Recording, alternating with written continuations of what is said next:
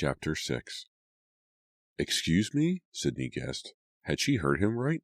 She couldn't have. "What did you say?" "I said if you and I are going to split the money, we'll have to kill Emma," Jason repeated. "Whoa." Sydney stared at him, shocked. "Didn't you see that movie?" Jason asked. "These four guys find a bag filled with cash, they decide to keep it, and then they all start killing each other to make sure the secret is safe." "I never saw it," Sydney told him. "Great movie," Jason grinned. A feeling of relief washed over Sydney. "I thought you were serious for a second," she told him. "I mean, about killing Emma." Jason's blue eyes widened in surprise. "Is that what you think of me?" Sydney didn't know what to say. She laughed, feeling embarrassed. "Finding the money has made me really paranoid," she told herself. Jason shook his head. "I was talking about a movie, Sydney. You know, Fantasyland." He pulled her close and kissed her again. "Of course I wasn't serious." Monday afternoon, footsteps echoed loudly in the long, tiled halls of Shadyside High as students hurried to their final class. Pushed along by the crowd, Sydney searched through the notebooks she carried. Where was her chemistry homework? She'd brought it to school, hadn't she? Stepping out of the moving tide of kids, she leaned against a wall and checked her notebooks again. The homework wasn't there. She must have left it in her locker. Now she'd have to go all the way downstairs to get it. Sydney sighed in frustration. She'd been messing up the entire day. She hadn't slept all night, and she'd forgotten to set her alarm, so she had to rush to school. No chance to comb her hair until after her first period. At lunch, she dumped her entire tray, including the silverware, into the garbage can. She'd totally forgotten about the quiz in English and had to wing it. "It's the money," Sydney told herself as she shoved her way back into the crowded hallway. "It's turning me into a nervous wreck." "Sydney, wait up!" a voice called from behind her. Glancing over her shoulder, Sydney saw Emma making her way toward her. They didn't have any classes together, not even lunch, so it was the first time she'd seen Emma all day. "Emma doesn't look like she's ready to freak," Sydney thought. "She looks happy, excited, probably slept great, dreamed about giving her mom the money for the operation and then going on a major shopping trip." "Hi!" Emma cried breathlessly, finally catching up to Sydney. "Guess what?" "What?" "I actually read the newspaper this morning." Emma's blue eyes sparkled. "No news," she announced, her voice full of meaning. Sydney glanced around. "I really don't think we should talk about it here, okay?" Emma laughed. "Lighten up, Sydney. All I said was I read the newspaper. Nobody's paying attention anyway." "You're right. I'm just nervous," Sydney replied. "Well, relax." Emma nudged her in a side. "And keep your fingers crossed. In 13 more days, if nothing comes up, we'll be home free." Sydney nodded and forced a smile as the crowd pushed them toward the head of the stairs. She hoped Emma wouldn't talk about it anymore. She and Emma started down the stairs. Another large group of kids swept in behind them, a noisy group, talking loudly and excitedly about the upcoming basketball game. One of them jostled Sydney from behind and her foot slipped. "Hey!" she cried, grabbing hold of the banister to steady herself.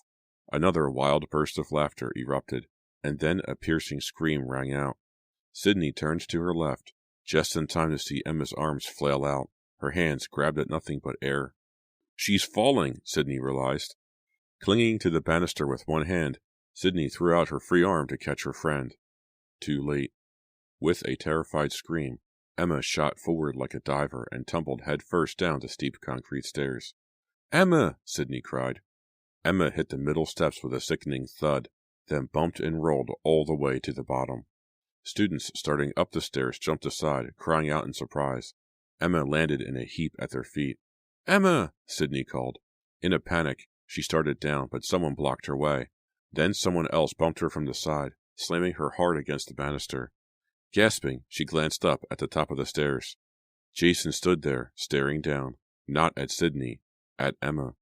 Sydney could see his teeth, white and gleaming, and his eyes, crinkling at the corners. Was that a grin on Jason's face? Was he actually smiling? No, of course not, she told herself. Jason wouldn't smile at a time like this. It's the light, the shadows, something. Anxious to get to her friend, Sydney turned away from Jason and charged down the stairs. A crowd of kids huddled in a tight circle at the bottom of the steps, staring down in horror. They're so quiet, Sydney thought. Why aren't they helping Emma up? Why aren't they calling for help? Pushing her way through the knot of students, Sydney finally caught a glimpse of her friend. Emma lay sprawled on her stomach, her arms flung out above her head. Her long blonde hair spilled over the floor. She's so still, Sydney thought. Dropping to her knees, Sydney gently pushed the hair away from Emma's face. "Emma?" she whispered. Emma didn't move. "Emma?" Sydney touched her friend's back. "Emma?" Nothing. No movement at all. "She's not breathing," Sydney wailed. "She's dead." Chapter 7. "I can't believe she didn't even break anything," Sydney exclaimed for about the 10th time. "Are you sure she's going to be all right?" Dr. Lasher nodded briskly and folded his stethoscope into his bag. "She'll be sore for a few days from the bruising," he told her, "and her head is probably going to ache some, but there's no concussion, nothing to worry about." He smiled at her. "Try to relax, Sydney. Your friend is fine." Still shaken, Sydney collapsed on a faded, lumpy armchair in the living room of Emma's house. She knew she'd never forget the sight of her friend, lying so still at the bottom of those stairs. Sydney knew it was only a couple of seconds until Emma finally took a breath, but it had felt like hours. And then Emma's eyes opened and she was sitting up, trying to get to her feet. The school nurse checked her over thoroughly. She was badly shaken, but seemed okay. So Sydney had driven Emma home, then called her own family doctor to come check her out. Now Emma was dozing in the bedroom and Emma's mother had left for work. "Here." Dr. Lasher held out a couple of freezable gel packs. "Put these in the freezer. She can use them on that left shoulder. It's going to give her some pain." Thanking him again, Sydney let the doctor out. Then she shut the door and gazed around the living room. Clean, but dark and faded, the room held a fold-out couch where Emma's mother slept, 2 old easy chairs, and a bulky old television. A plastic bucket with an inch of water in it stood in one corner. "The roof leaks," Sydney remembered with a sigh. "Sydney?" Emma's voice called from the bedroom. "You're awake! Just a sec." Sydney strode into the kitchen and put the gel packs in the freezer compartment of the refrigerator. Then she hurried down the short hall to the house's only bedroom. Emma had tried to brighten up the room with movie posters on the walls and a yellow rug on the floor, but with only one small window, it stayed dim and shadowy. "How do you feel?" Sydney asked. "Want some aspirin? Or maybe something to eat or drink?" Emma shook her head. "Not now. Thanks," she murmured. Sydney crossed the room and sat down on the edge of the bed. "You sure?" "I'm okay." Emma shoved her hair back and closed her eyes, frowning. "That's exactly what Dr. Lasher said, that you're okay," Sydney told her, trying to sound cheerful. "You don't look bad either," she added. "Kind of pale, but definitely not like you just fell down a bunch of stairs." Emma's eyes snapped open. Jamming the pillow behind her back, she eased herself up into a sitting position and gazed intently at Sydney. "I didn't fall, Sid," she declared. "What? What do you mean?" "Somebody pushed me." "Pushed you? Are you sure?" Sydney demanded. "You want to know who?" Emma asked. "Jason." Chapter 8. "Huh?" Sydney stared at her. "No way, that's impossible. I saw him behind me," Emma told her. "Then I felt his hands on my shoulders. I thought he was just kidding around, but then I realized I was wrong." Her lips twisted in a bitter smile. "I mean, Jason and I aren't exactly buddies. We don't get around." Sydney shook her head. She didn't believe this. "I felt his hands," Emma continued in a shaky voice, "and then he pushed me down the stairs?" "No." Sydney rose from the bed. "That's crazy." "Is it?" Emma sat up. "Let me ask you something, Sydney. Did you tell Jason about the money we found?" "Emma, what does that have to do with anything?" Sydney cried. "Just answer," Emma demanded. "Did you tell him about the bag of money?" "Yes." "Okay, I told him," Sydney admitted. Her face flushed with guilt. "I wasn't going to say a word, but when I got back from the woods yesterday, he saw that something was wrong. He asked me where I'd been, and I made up this dumb story about working late. Surprise, surprise, he didn't believe me." "Yeah, you're a lousy liar," Emma agreed. "Then he got angry, really angry," Sydney continued. "He thought I'd been out with another guy. I didn't want him to think that, and besides, I still felt weird about what we'd done." "So you told him the truth?" Emma demanded, narrowing her eyes at Sydney. Sydney nodded. "Did you tell him where we hid the money, too?" Sydney nodded. "Everything. I'm sorry. I know I promised not to. But Emma, you're wrong about him pushing you. He wouldn't do something like that. Why would he?" "Are you kidding?" Emma asked skeptically. "For the money?" "No way," Sydney argued. "Jason is not poor. His family has enough money. Not enough for him, Emma declared. Remember those sneakers he wanted? The $150 ones? He already had a perfectly good pair, but he hinted and hinted about those others until you went out and bought them for him. So what? So he's greedy, Emma shot back. You know he is, Sid. He's always talking you into buying him things, like that beeper and that CD player for his car. He's not poor, he's greedy. No, Sydney crossed her arms and shook her head violently. No. Yes, Emma insisted, and that's why he pushed me, to try to kill me. I bet he would kill me for my share of the money. Emma is not making sense, Sydney thought desperately. Nothing she says is making sense.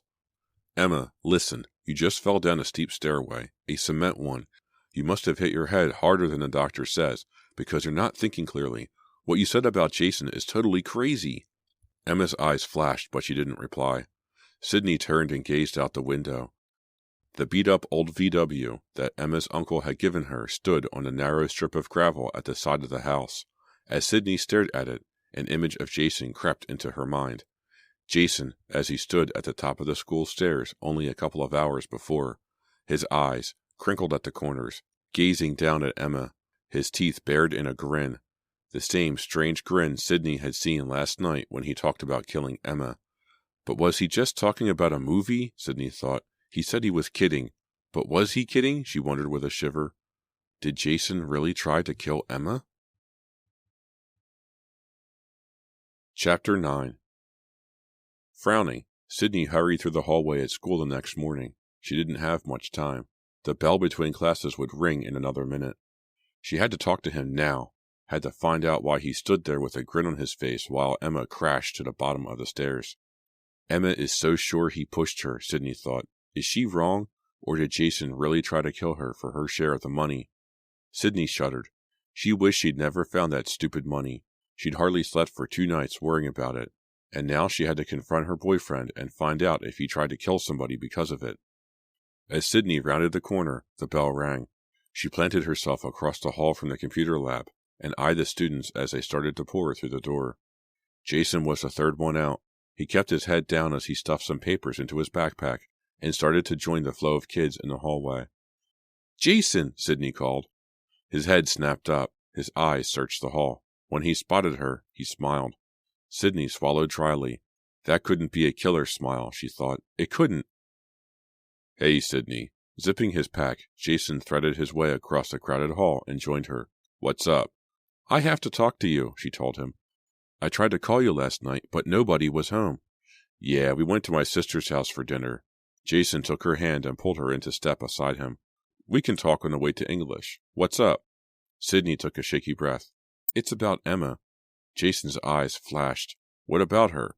"She's all right, isn't she? I mean, she got up and walked away from that fall yesterday, so I—" "She's okay," Sydney interrupted. "Do you really care?" "Huh? What's that supposed to mean?" Sydney tugged him out of the crowd and over to the side of the hall. "She says you pushed her down those stairs," she blurted out. "She says she saw you behind her, Jason. Then she felt your hands on her shoulders, and then she felt you push her." "That's crazy." Jason angrily slapped a locker. "Emma is totally paranoid." "But you were on the stairs," Sydney reminded him. "I saw you. She didn't make that up." "No." As Jason ran his fingers through his sandy hair, a faint blush crept across his cheeks. "I was there. In fact, I can sort of guess why Emma thinks I pushed her. See, I tripped, so I stuck out my hands to catch my balance, and I bumped into her. I feel really terrible about it." "Then why were you smiling?" Sydney demanded. "Right after she fell, somebody shoved me against the railing, and I looked back. You were watching her fall, and you had a grin on your face, Jason." He shook his head, his blue eyes wide and innocent. "I was shocked, Sydney. I mean, totally blown away.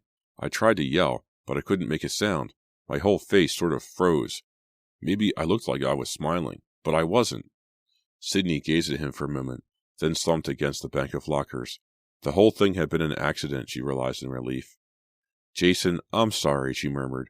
"I've just been so upset and nervous. I didn't mean to accuse you." "Don't worry about it." He smiled and kissed her forehead. "No problem, Sid. Really. Like I said, I can see why Emma thought I pushed her." "You should tell her, clear things up and apologize. I mean, you did make her fall, even though it wasn't on purpose," Sydney said. You think she'll believe me? He asked. She hates my guts. But if you tell her exactly what happened, she'll understand, Sydney argued. Look, I know you two aren't crazy about each other, but you really should tell her. Who knows? Maybe you'll actually become friends. Don't count on it, Jason sighed.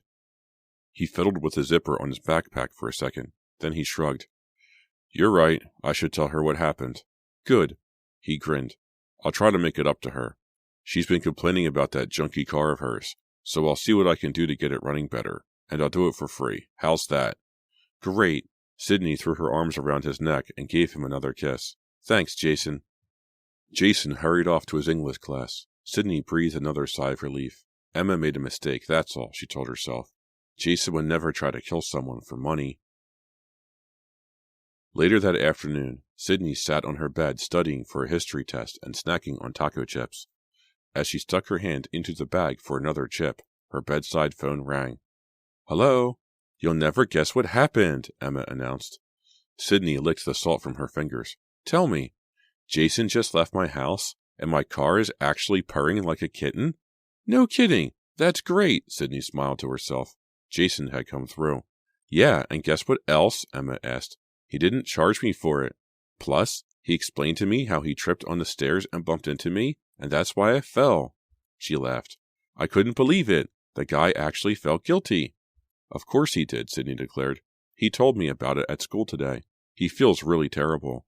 I bet he does, and after he fixed my car and didn't get paid for it, I bet he feels even worse. Emma. Sorry. And listen, I'm sorry I accused him, Sydney, Emma said. I was really stressed out. I still am.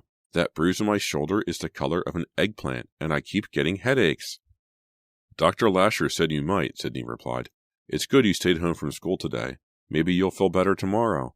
I hope so, Emma sighed. But anyway, I'm still really excited about the money. I can hardly believe it's ours. Just think, Sid. Pretty soon, we'll be able to actually spend it. Sydney still felt uncomfortable talking about it. Hey, why don't we go to the mall? Emma suggested. We can window shop for all the stuff we're going to buy. Well, Sydney hesitated. What about your headache? I thought you didn't feel well. I don't, but going to the mall will make me feel better, Emma replied. Please, Sydney, it'll be fun. Sydney glanced down at her history book. She wasn't finished studying, but it was her best subject. Besides, they wouldn't actually be spending the money. Okay, sure, I'll come pick you up. No, I'll drive, Emma told her with a laugh. I want to see the miracles Jason did to my car. Oh, wait, she added. I have to stick around. I promised my neighbor I'd make sure her kids get home from the bus stop okay? It won't be too long. Why don't you drive over to my house? Then we'll take my car to the mall. Okay, see you in a few minutes. Sydney hung up and scooted off the bed. As she did, the phone rang again. Getting sick of history? Jason asked. Ready for a break? Actually, I was just about to take one, Sydney told him. Emma and I are going to the mall. And she's driving thanks to you, she laughed. She's really happy about her car, Jason. Thanks for... Wait a sec, he interrupted. Emma is driving? That's what I said. Why? Jason demanded. You guys always take your car when you're together. I know, but since hers is running now, she... Sydney broke off, frowning. What difference does it make anyway? Well... Jason paused. Listen, why don't I pick you up and we'll go somewhere? You can see Emma some other time. Jason, Sydney laughed. I'm practically on my way out the door. Emma is waiting for me. Call her and cancel, he said. What is the matter with him? Sydney wondered. We won't be gone long. I'll call you when I get back. As Jason started to protest again, Sydney heard her mother's voice in the downstairs hall. Listen, I've got to go, she told him. Mom just got home and I have to give her a couple of phone messages. Talk to you later. Downstairs, Sydney gave her mother the messages and told her where she was going. Then she hopped in her car and drove over to Emma's house. Emma sat waiting for her on the cracked concrete steps. As Sydney got out of the Miata, Emma jumped up, dangling her car keys from her finger. Ready for a test drive? Sure, Sydney grinned and followed her over to the scratched brown VW.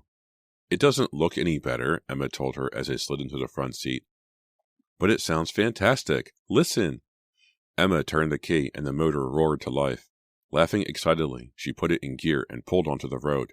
Bouncing over potholes, she drove through the narrow streets of the old village. Then she turned onto Division Street. Now we can really see what kind of job Jason did, she cried. She drove the car smoothly around a wide curve, then gunned it up a steep hill. Hey, it's actually climbing the hill! I can't believe it! Sydney laughed and turned on the radio. Static crackled through the speakers. Next time, get Jason to fix the radio, she suggested, turning it off. Ha! Maybe there won't be any next time, Emma declared as the car crested a steep hill. Maybe I'll just take my share of the money and buy myself a cool new car? The car picked up speed as it started down the hill. Tires and bushes turned into blurs of green. The tires whined on the pavement as the car zoomed down the hill. At the bottom was a four-way stop. Emma sighed and touched her foot to the brake. The car didn't slow. Emma? Sydney gazed ahead at the stop sign. Better slow down. I'm trying. Emma pushed the brake again, harder. Nothing. Emma, slow down, Sydney shouted. I can't. Emma frantically pumped the pedal. I can't stop the car. The brakes are out. Chapter 10. The car hurtled down the hill, faster and faster. Sydney clutched the armrest and gazed in horror at the bottom of the hill. A silver minivan had paused at the intersection. In another few seconds, it would be right in their way. That van! We're going to crash into it, she screamed. Her eyes bulging, Emma pumped the useless brakes. I can't stop! I can't stop! The minivan nosed its way into the intersection. Emma hit the horn and kept her hand on it. The minivan jerked to a stop, but by now it had reached the middle of the intersection. Sydney could see the driver's face, frozen in fear and shock. Try the emergency brake, Sydney screamed. Emma didn't respond. With one hand on the horn and the other on the steering wheel, she stared straight ahead, her eyes wide with panic. Sydney reached over, grabbed hold of the emergency brake, and yanked the lever up. Metal shrieked, gravel flew, the car bucked and began to skid. The silver van began to back up. At the last second, Emma yanked the wheel to the left and swerved around it, missed it by inches. With the horn blaring, the car sailed through the intersection, spun around in a complete circle, and came to a stop on the soft shoulder on the other side of the road. Shaking all over, Sydney closed her eyes and leaned against the door. As she struggled to catch her breath, she could hear Emma gasping beside her. Sydney's eyes snapped open. Emma sat with her head against the steering wheel. Her arms hung limply at her sides. Are you okay? Sydney asked. Are you hurt? Emma slowly shook her head. Just scared, she murmured in a shaky voice. Me too, Sydney shuddered. We were so lucky, Emma. We could have died. I know. That's what he wanted. Sydney stared at her. Huh? What do you mean? I was right. Emma raised her head and gazed in horror at Sydney. Jason is trying to kill me. Don't you see? He messed up the brakes. That's why he volunteered to work on my car. No, Sydney cried. First you thought he pushed you down the stairs on purpose. Now you're accusing him of messing up the brakes. That's wrong, Emma. Oh? Emma narrowed her eyes. There is nothing wrong with the brakes before he fooled around with my car, she said through gritted teeth. The brakes worked fine. I've been having carburetor problems, not brake trouble. This is an ancient, run-down car, Sydney argued. The brakes were probably in bad shape and you just didn't know it. You think? Emma asked doubtfully. Of course, Sydney insisted. Taking a deep, shaky breath, Emma unbuckled her seatbelt and pushed open the driver's door. I'm going to see if I can tell what went wrong. Then we can hike downtown and call a tow truck. Still shaken, Sydney twisted a strand of hair around her finger and watched as Emma walked to the front of the car. The hood rose with a metallic clatter. Emma bent over and peered inside. Then she got down on her knees and disappeared from Sydney's sight for a moment. What's she doing? Sydney wondered. As she craned her neck, trying to see, Emma suddenly popped up again. Sydney? She called sharply. What? Sydney's heart speeded up. What is it? Come here. Emma's voice shook with fear again. You've got to see this. Sydney scrambled out of the car, rushed up to Emma, and stared under the hood. Huh? She cried, her heart racing. I don't see anything. What are you showing me? Chapter 11. Not there, Emma told her. She wrapped her cold fingers around Sydney's wrist and pulled her down to her knees on the gravel. Then Emma pointed under the car, near the left front wheel. Look up there! Sydney scrunched down and squinted up at the car. A long metal tube, not much bigger around than a straw, snaked beneath the wheel well. In the dim light, Sydney could see that it had been sliced clean through. "What is it?" she asked. "A brake line," Emma declared. "Huh? You mean—" "And I checked the one on the other side. It's cut too," Emma declared. Sydney rose to her feet. "This wasn't an accident, Sydney," Emma told her grimly. "Someone cut the brake lines." Sydney gazed at her horrified. She means Jason, she thought. Not just someone, Jason. Stunned and frightened, Sydney turned away and hurried back inside the car. Emma climbed in beside her and slammed the door. "You see, don't you?" she asked. "You believe me now? Jason is trying to kill me." Sydney's heart pounded in her chest. She twisted a curl of dark hair around her finger and squeezed her eyes shut. "It's not true," she cried. "It can't be true." "Think about it," Emma insisted.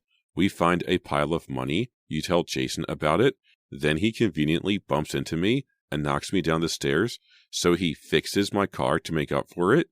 She laughed bitterly. "He fixed it all right. Jason fixed it so well, we almost died." Sydney wanted to scream at Emma, scream that she was wrong, totally wrong. But she couldn't say the words, because maybe, just maybe, Emma was right. "Jason called me just before I drove over to your house," she said slowly. Emma's eyes flashed. "Yes?" "When I told him you were going to drive us to the mall, he sounded weird." "What do you mean?" "First, he wanted to know why we were taking your car instead of mine, and then he tried to talk me out of going with you." Emma punched the steering wheel. "I knew it. I just knew it." "If that's what really happened, then he was trying to keep me out of this car," Sydney went on. "Trying to protect me."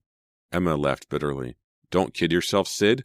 A guy who is that greedy won't share the money with anyone, not even his girlfriend. After he kills me, he'll decide he wants all the money for himself." "You mean you really think he tried to kill me next?" Sydney whispered. Emma nodded. "Count on it." Sydney stared out the windshield and saw a car cross the intersection. We could have died there, she thought with a shiver. Did Jason sabotage Emma's car? She still didn't believe it, not totally, but she had to find out. She couldn't just pretend that nothing had happened. "Sid?" Emma's voice broke into Sydney's thoughts. "What do you think we should do?" "I'll talk to Jason," Sydney replied. "I'll just ask him to his face." Emma snorted. "Oh, sure, and you think he'll admit it? He'd just deny the whole thing, put on an innocent expression, and lie through his teeth." "Then what can we do?" Sydney demanded. "Simple," Emma replied quietly. "Kill him first."